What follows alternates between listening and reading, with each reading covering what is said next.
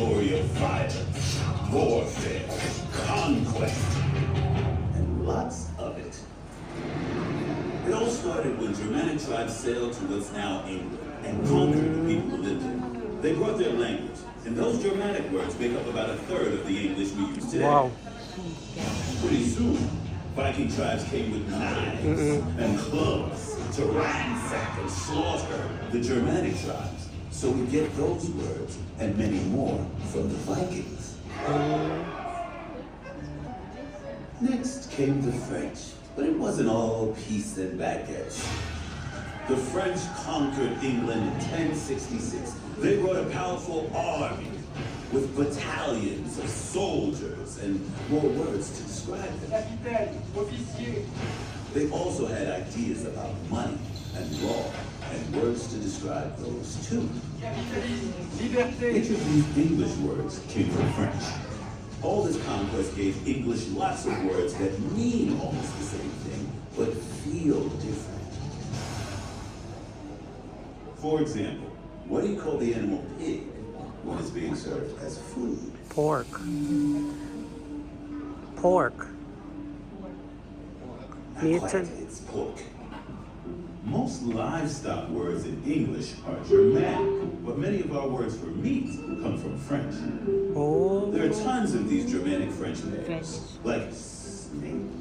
What's another word that means almost the same thing? Serpent. Oh, bamboo. Serpent. Serpent, which comes from French. Just like serpent, a third of English comes from French. And like snake, another third is German. But that means a lot of words come from somewhere else. Check out ask. It's a Germanic. Question comes from French. But there's actually a third word that means almost the same thing. It's what you call it when a cop is talking to somebody in a room like this. What's your Interrogate. Yes, interrogate. It's from Latin.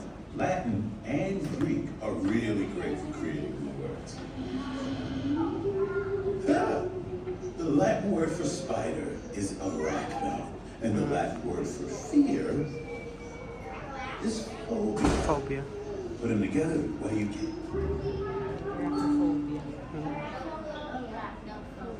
Aha, yes. Arachnophobia means fear of spiders. Spider. Nearly a third of all English words come from Latin or Greek, and that's how a lot of new words get made too. And people say Latin is a dead language. So, 90% of English comes from French, Latin, Greek, or Germanic languages. But what about all those other words? Now it gets really interesting. Say one of these and I'll show you. Let's go with burrito. Borrowed. That delicious Mexican dish Borrowed comes words. from the Spanish word for donkey, which is burro. Some people say it's because burritos look like a rolled up bundle you might see on the back of a donkey. We borrowed hundreds of words from Spanish. We travel all over the world and need words to tell folks back home what we see. What do you call it? So a lot of the time we just borrow words from other languages. Try to guess this one. Which English word meaning risky comes from Alsace? Risky. Threat. Correct. It's hazard. Hazard. Hazard comes from the Arabic word for dice, al-zal. During the Crusades, soldiers saw Arabic speakers gambling with dice. Gambling is risky, and that's how we get hazard.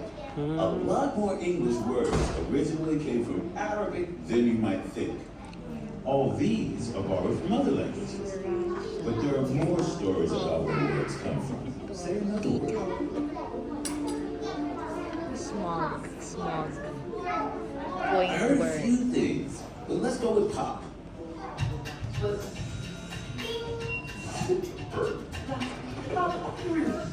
All these words are onomatopoeia, words that come from sounds. And get this, sometimes we use certain letter combos to describe common noises. Hear how the sound seems to describe liquids? We use cluck for the sounds of things colliding. English has so many onomatopoeia words. Go ahead, say some.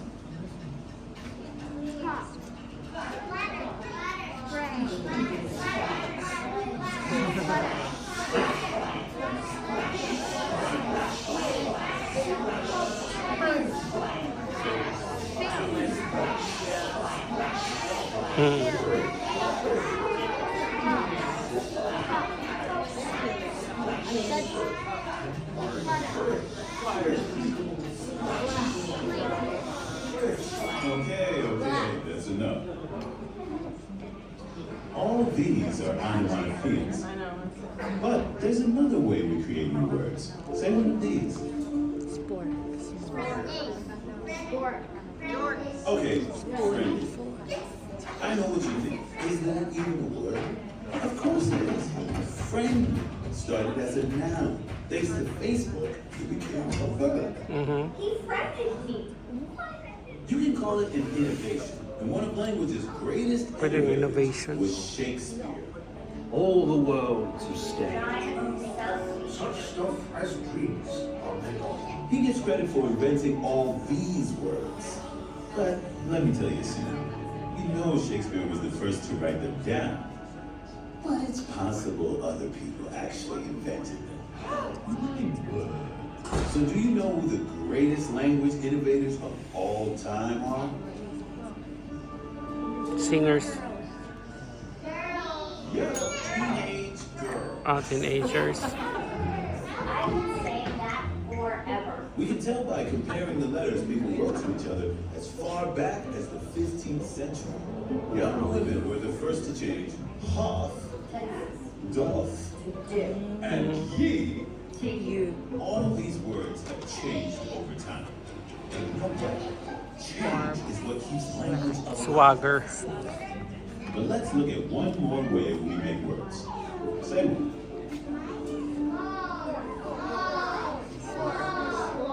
Ooh, smog.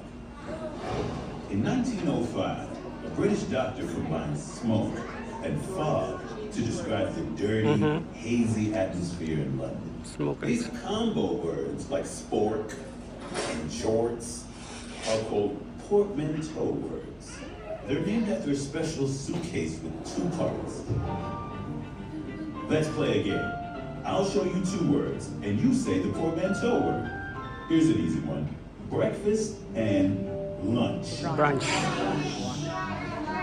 Yeah, lunch. How about hungry and angry? Yeah, angry. Last one. Brother and romance. Romance. Romance it is.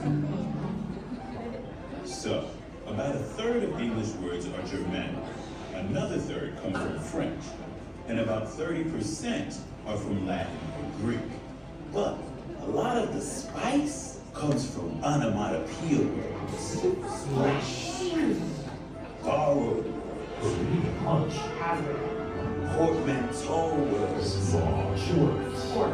And the words people invent every day.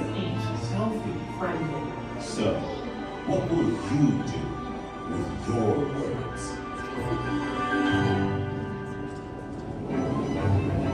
Now those who wander are lost. All the world is stage. And all the men and women merely players.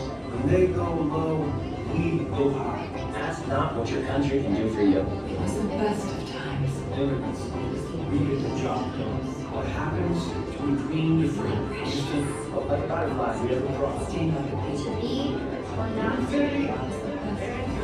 A word to the wise. Words. Words. Words. Word.